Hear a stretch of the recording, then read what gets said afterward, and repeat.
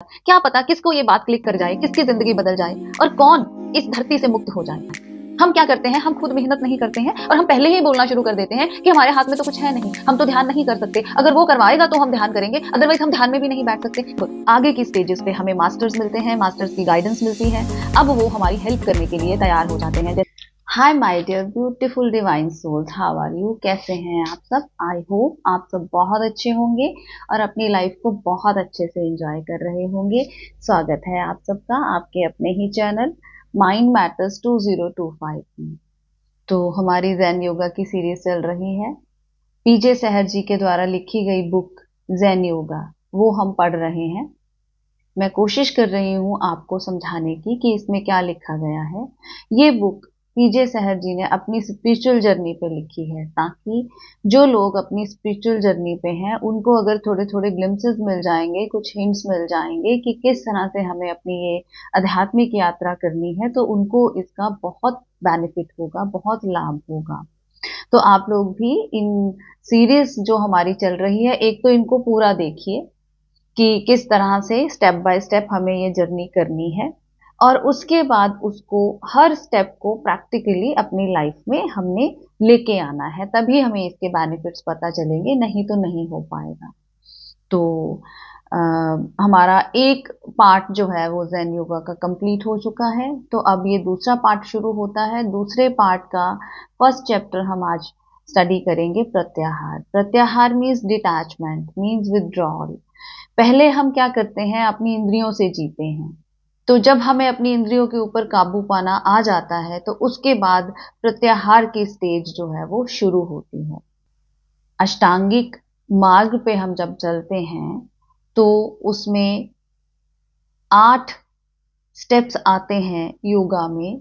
यम, नियम, आसन, प्राणायाम, ये 4 पहले स्टेप्स हैं। उसके बाद प्रत्याहार आता है, फिर धारणा, ध्यान, समाधि आती है।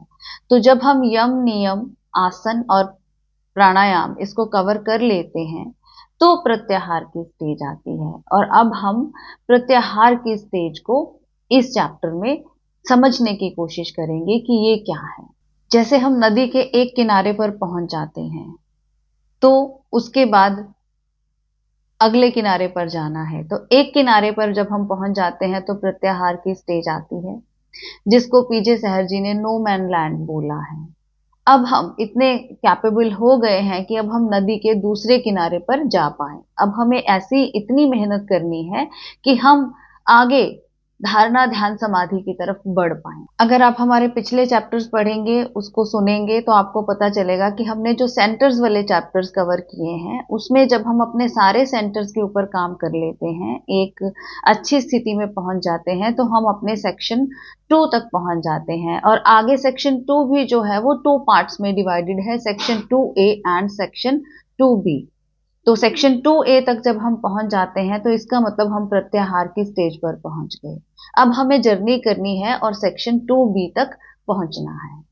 जब हम यम, नियम, आसन अच्छे से सीख जाते हैं, तब हम प्राणायाम की तरफ बढ़ते हैं कि प्राणायाम कैसे सीखना है। प्राणायाम का क्या मतलब है कि जो भी इंपल्सेस हम बाहर से लेते हैं उनको अपने अंदर किस तरह से हमने रेगुलेट करना है। जो थॉट्स हमने बाहर से लिए हैं उनको कैसे हमने अपने अंदर रेगुलेट करना है, किसको रखना है, किसको बाहर रहने देना है, किस तरह से अपनी इमोशंस के ऊपर काबू पाना है, ये सारा कुछ हम प्राणायाम में सीख। जब हम प्राणायाम की स्टेज पर परफेक्ट हो जाते हैं, उसके बाद हम प्रत्याहार की स्टेज पर जाते हैं, विथड्रॉल या डिटैचमेंट की स्टेज पर पहुंच जाते हैं। मीन्स आप अपने सारे जो बाहर की इंद्रियों से जो सुख हम लेते हैं, स्मेल, टच, फील, ये सारी बाहर की जो फीलिंग्स हैं, हमारी बाहर के जो इम्पल्सेस हैं, अब इनका हमारे ऊपर इतना रूल नहीं चलता। अब इनसे विथड्रॉल करना हम सीख जाते हैं, तो प्रत्याहार की स्टेज आती है। फिर आप फिजिकल सेंसेस से कुछ भी परसीव नहीं कर पाते। इसके बाद 5th स्टेप हमारा आता है प्रत्याहार का। अभी हम नदी के एक किनारे पर हैं। जब हम क्रिटिकल सर्टेन स्टेज कवर कर लेते हैं तो नदी के एक किनारे पर पहुंचते हैं। अब हमें नदी के दूसरे किनारे पर पहुंचना है, मीन्स कि हमें सेक्शन 2, सेक्शन 3 और सेक्शन 4 की तरफ बढ़ना है। मीन्स कि अब हमें अपनी माइंड के हायर लेवल्स पर जाना है। जब हम क्रिटिकल सर्टेन स्टेज तक पहुंच जाते हैं तो अब हमारा माइंड तैयार है ऊपर वाले लेवल्स पर जाने के लिए, हायर स्टेजेस को कवर करने के लिए। अब हमारा माइंड तैयार हो गया है, उसने अपनी तैयारी कर ली है अगली यात्रा के लिए। माय डियर, अब जब हम तैयार हो जाते हैं, हमने एक सर्टेन लेवल तक जब हमने एक मेहनत कर ली है अपनी तरफ से, इनर वर्क हमने कर लिया है, अब आगे की स्टेजेस पे हमें मास्टर्स मिलते हैं, मास्टर्स की गाइडेंस मिलती है। अब वो हमारी हेल्प करने के लिए तैयार हो जाते हैं। जैसे कि हम सिंपल लैंग्वेज में बोलते हैं, हमारा एक ये मिथ है कि जो वो चाहेगा वही होगा। नहीं माय डियर, पहले आपको कुछ स्टेप्स कवर करने होंगे, अपनी मेहनत करनी होगी। जब आप वो मेहनत कर लेंगे तब यूनिवर्स देखेगा कि हाँ, यहाँ तक इसने अब अपनी मेहनत कर ली है, तब यूनिवर्स आपको हेल्प देनी शुरू करेगा, तब वो मास्टर गाइड्स आपके पास भेजेगा, तब आप इस इतने काबिल, पहले आपको अपने आप को काबिल बनाना होगा। जब आप इतने काबिल हो जाएंगे, आपने अपना इनर वर्क कर लिया है, आपने अपनी मेहनत कर ली है, अब आपको हर तरफ से गाइडेंस मिलनी शुरू हो जाएगी। जैसे मैं अक्सर ही बोलती हूँ कि यहाँ तक आपको मेहनत करनी है, थर्ड आई तक आपको मेहनत करनी है। यहाँ तक जब आप मेहनत कर लोगे, अपने सारे चक्रास को क्लीन करके वहां तक पहुंच जाओगे, उसके बाद मास्टर्स की हेल्प आनी शुरू होगी और आपको उसकी पूरी पूरी फीलिंग होगी कि हाँ, अब मैं कुछ कर नहीं रहा हूं, अब हो रहा है। हम क्या करते हैं, हम खुद मेहनत नहीं करते हैं और हम पहले ही बोलना शुरू कर देते हैं कि हमारे हाथ में तो कुछ है नहीं, हम तो ध्यान नहीं कर सकते, अगर वो करवाएगा तो हम ध्यान करेंगे, अदरवाइज हम ध्यान में भी नहीं बैठ सकते। ये तो एक बहाना हो गया ना अपने आप को पीछे खींचने का। इस तरह से आप आगे नहीं बढ़ पाएंगे। आपको कुछ स्टेजेस तक मेहनत करनी पड़ेगी, ध्यान में बैठना पड़ेगा। प्रत्याहार की स्टेज तक पहुंचने के लिए हमें 2 ज़ेन योगा यूनिट कलेक्ट करने होते हैं। ये 2 ज़ेन योगा यूनिट हमारी मेहनत जो हम करते हैं उससे कलेक्ट होते हैं। हम अपने माइंड को स्टेबल करते हैं, जो बाहर की इंद्रियां हैं उनसे हम अपने माइंड को खींचते हैं और आगे लेके जाते हैं। अब हमारे माइंड के ऊपर ये जो फूड की क्रेविंग्स हैं, टच, स्मेल, ये सारी चीजें जो 5 इंद्रियां बाहर से हमारी कलेक्ट कर रही हैं, आंखें देख के किसी की भी तरफ अट्रैक्ट हो जाती हैं, ये सारी चीजों के ऊपर अब हमने काबू पा लिया है। 2 ज़ेन योगा यूनिट हमने कलेक्ट कर लिए हैं, अब हम रेडी हैं अगली स्टेज पर जाने के लिए। जब हम सारी प्रैक्टिसेस कर लेते हैं और अपने माइंड को इक्विलिब्रियम में ले आते हैं, इसकी जो रेशो थी, जैसे मैंने पिछले चैप्टर्स में आपको बताया है, IESM, ये चारों सेंटर्स की जो रेशो थी पहले 2:4:8:2 थी। अब हमने इन सब के ऊपर काम करके इसकी रेशो को हम 5:2:2:1 के ऊपर ले आए हैं, माइंड को एक इक्विलिब्रियम में ले आए हैं। अब हमारे चारों सेंटर्स IESM अब ये अलाइंड हो गए हैं, एक ही तरह से एक ही डायरेक्शन में इन्होंने काम करना शुरू कर दिया है। तो अब आगे की यात्रा हमारी शुरू होती है।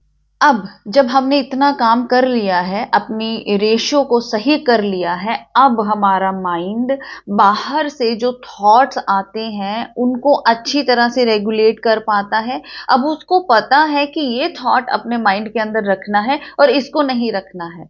अब हमारी एनर्जी की ड्रेनेज नहीं होती, लीकेज नहीं होती। अब हम एनर्जी को ड्रेन नहीं करते, क्योंकि अब हमें समझ आ गई है कि ये फालतू का विचार है, इसका कोई फायदा नहीं है, इसको जाने दो।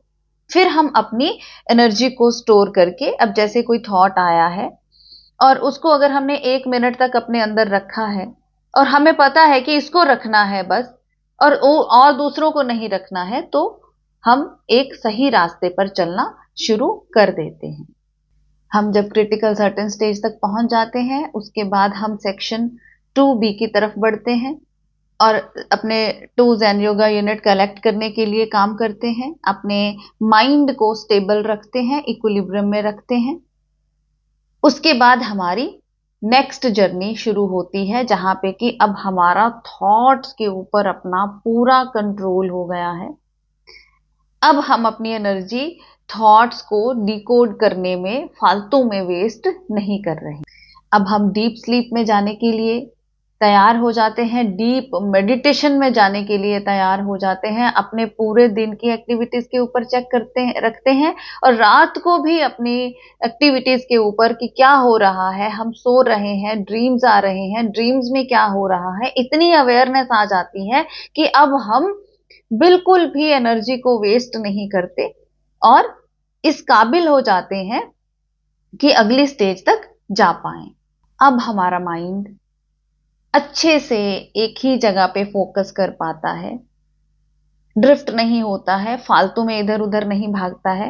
अब उसको एक डायरेक्शन मिल गई है, अच्छे से डीप मेडिटेशन करना उसने स्टार्ट कर दिया है। तो पीजे सहर जी ये बताते हैं कि जैसे कि हमने अर्थ के एटमॉस्फेयर के बाहर एक रॉकेट लॉन्च करना है, साइंस की लैंग्वेज में अगर आप समझ पाए, फिजिक्स की लैंग्वेज में, तो उसको हमें उतनी वेलोसिटी देनी होगी कि वो अर्थ की ग्रेविटेशनल पुल को पार करके ऊपर चला जाए। फिजिक्स की लैंग्वेज में इसको हम एस्केप वेलोसिटी बोलते हैं। अगर उसको हम इतनी वेलोसिटी दे देते हैं, इतनी स्पीड उसकी यहाँ इधर से अर्थ से कर देते हैं कि वो अर्थ के ग्रेविटेशनल पुल को पार कर जाए, तो वो एस्केप वेलोसिटी उसके पास होती है और वो निकल जाता है। इसी तरह से माय डियर, हमें अपने माइंड को भी इतना काम उसके ऊपर करना होगा, इतनी इंटेंसिटी तक उसको पहुंचाना होगा कि वो फिजिकल चीजें जो है जिससे कि वो बार बार पीछे की तरफ आता है, वो जो इंद्रियां हैं उससे वो पार चला जाए। इतना काबिल उसको बनाना होगा, इतना सशक्त उसको बनाना होगा कि अब उसको बाहर की चीजें जो है वो इफेक्ट ना करें। अब वो बिल्कुल एक शांत स्टेज में, एक काम स्टेज में आ गया है और अब वो अपनी आगे की यात्रा करने के लिए तैयार हो गया है। तो वो एस्केप वेलोसिटी इसको भी हमें देनी होगी।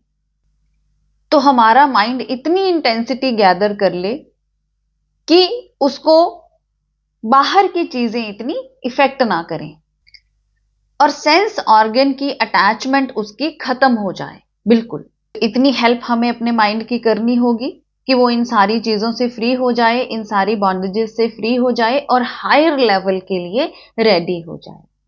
तो चैप्टर के एंड में पीजे सहर जी आपको कुछ सोचने के लिए मजबूर करते हैं, कुछ थॉट्स देते हैं कि आप अपने अंदर ये क्यूरियोसिटी पैदा कीजिए, ये क्वेश्चन पैदा कीजिए, क्या आपको पता है कि अल्टीमेट ट्रूथ क्या है, अंतिम सच्चाई है क्या, और सच किस रूप में पृथ्वी पर आता है और कब आता है, और जब ये बीइंग्स इस धरती पर आते हैं तो हम इनको क्या कहते हैं। ऐसे ही कुछ सवाल पीजे सहर जी चैप्टर के एंड में देते हैं कि हम मेडिटेशन क्यों करें, क्या वजह है कि हमें मेडिटेशन करना चाहिए। तो ये सवाल आपके अंदर उठने चाहिए। जब ये सवाल आपके अंदर उठेंगे तो आप इस तरफ बढ़ेंगे, बाहर की मैट्रिक्स को छोड़ के आप अंदर की तरफ मुड़ेंगे। जब तक ये सवाल ही पैदा नहीं होंगे, जब तक सत्य की प्यास ही पैदा नहीं होगी, तब तक हम इस रास्ते पर भी कैसे चलेंगे। तो प्रत्याहार के बारे में अगले चैप्टर में और जानेंगे। आपका अपना चैनल है, लाइक कीजिए, सब्सक्राइब कीजिए, शेयर कीजिए और लोगों की जीवन में भी सत्य की प्यास जगे। इसके लिए ये सेवा आपको जरूर करनी है। शेयर कीजिए अपने दोस्तों के साथ, अपने नियर एंड डियर्स के साथ। क्या पता किसको ये बात क्लिक कर जाए, किसकी जिंदगी बदल जाए और कौन इस धरती से मुक्त हो जाए, कौन इस धरती से मोक्ष प्राप्त करके यहां से आगे चला जाए। मिलते हैं अपनी अगली वीडियो में, तब तक के लिए बाय।